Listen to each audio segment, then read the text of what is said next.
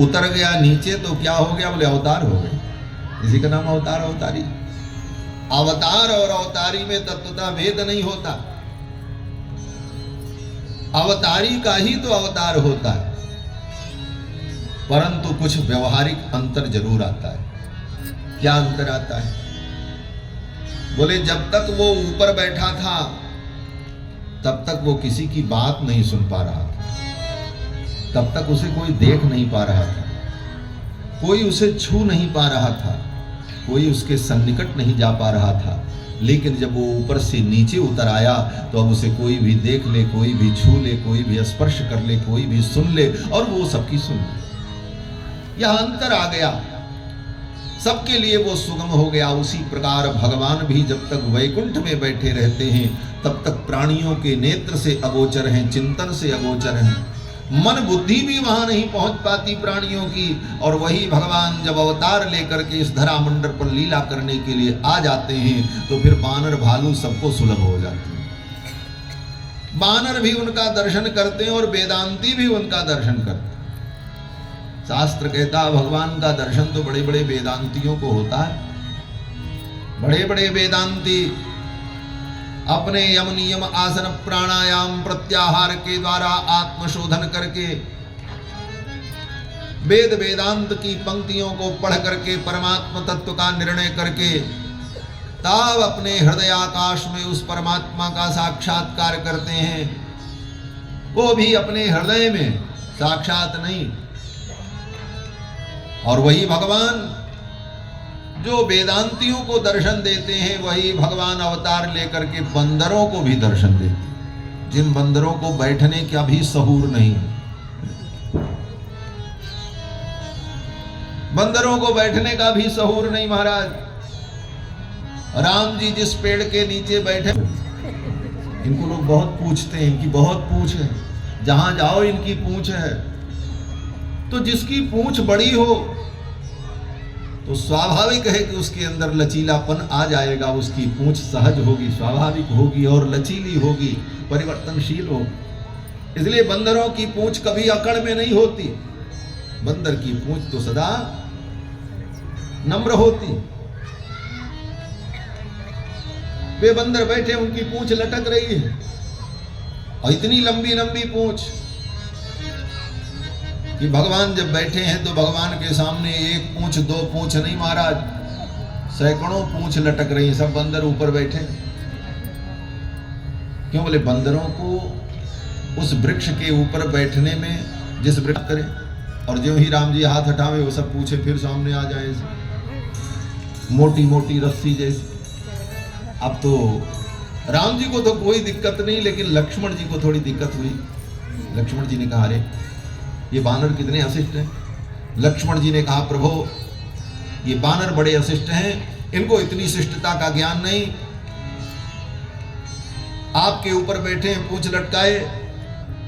भगवान ने कहा लक्ष्मण बानर है ना, नर होते तो उनसे शिष्टता की अपेक्षा की जाती है, तो बानर है, बानर से क्या शिष्टता की अपेक्षा करें।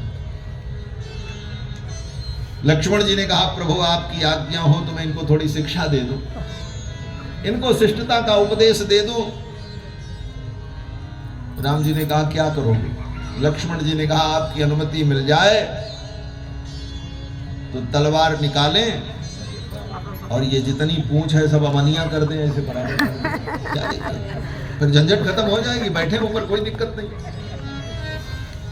सारी पूंछ अमनिया हो जाएगी। भगवान ने कहा लक्ष्मण क्या चाहते हैं? अयोध्या छूट गई, पिता की ममता छूट गई, मां की ममता छूट गई, प्रजा की ममता छूट गई, भाइयों की ममता छूट गई, हमारे स्नेही जो हमें ममता करते थे उनकी ममता छूट गई। लेकिन यहां जंगल में आने पर इतने बंदरों की ममता मेरे ऊपर, और तुम इसे समाप्त कर देना चाहते। राम जी ने कहा ये ममता नहीं है, ये पूंछ है। भगवान ने कहा ये बंदर की पूंछ ही बंदर की ममता है, कप की ममता पूंछ पर, और इतनी ममता मेरे ऊपर, और इन ममताओं को तुम समाप्त करना चाहते। तो भगवान उन बानरों के लिए भी उतने ही सुलभ जितने वेदांती के लिए। यही अवतार का प्रयोजन है। अवतार ले लेने पर भगवान सबके लिए सुलभ हो जाते और सबके लिए सुगम हो जाते हैं। तो जैसे भगवान अवतार लेकर के सबके लिए सुगम और सुलभ हो गए, तो भगवान का गुणगान करने वाले चारों वेदों ने भी विचार किया, मैं भी अवतार लेकर के सुगम हो जाऊं और सुलभ हो जाऊं। चारों वेद भगवान का गुणगान करते। वेद भगवान के गुणगान के लिए ही है और वेद ही समस्त धर्म का मूल है। आज मैं आपके बीच में बात कहूं कि वेद ही सनातन धर्म का मूल आधार है और वेद ही धर्म का मूल है, और वेद के अनुकूल जो है वही धर्म है, और जो वेद के प्रतिकूल है वो सब अधर्म है। दुनिया में जो भी वेद के प्रतिकूल मत, पंथ, संप्रदाय, सिद्धांत सब अधर्म है। धर्म तो केवल वेदानुकूल आचरण है। वेदात् धर्मो ही निर्वभौ, वेद से ही धर्म का प्रादुर्भाव होता है। इसलिए भले दुनिया में आज लोग इन शब्दों का प्रयोग करें, इस्लाम धर्म, ईसाई धर्म, यहूदी धर्म, अमुक धर्म, लेकिन ये धर्म शब्द इतना सस्ता नहीं है कि ऐसे अरे गहरे नत्थु खैरों के साथ लगा दिया जाए।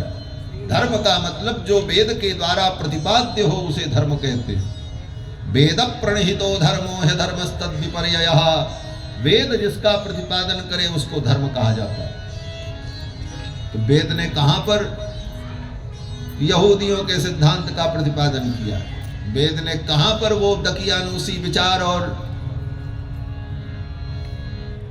मनमानी बातें जो आज उन धर्म के, उन पंथ के लोग कहते हैं, उनको वेदों ने कहां प्रामाणिकता दी?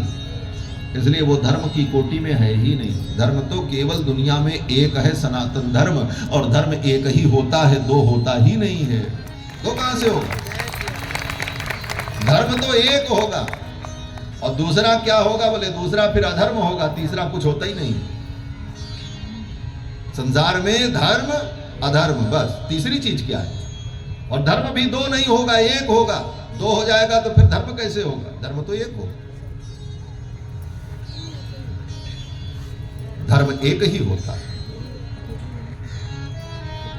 और धर्म के अतिरिक्त अगर कुछ होता है तो वो अधर्म होता है, और धर्म एकमात्र सनातन धर्म है।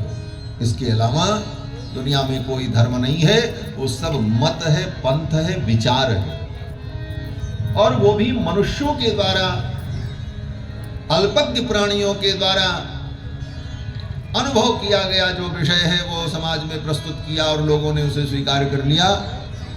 तत्वतः वेद ही धर्म का मूल है। और हमें आपको भी ये समझना चाहिए कि हमारे ही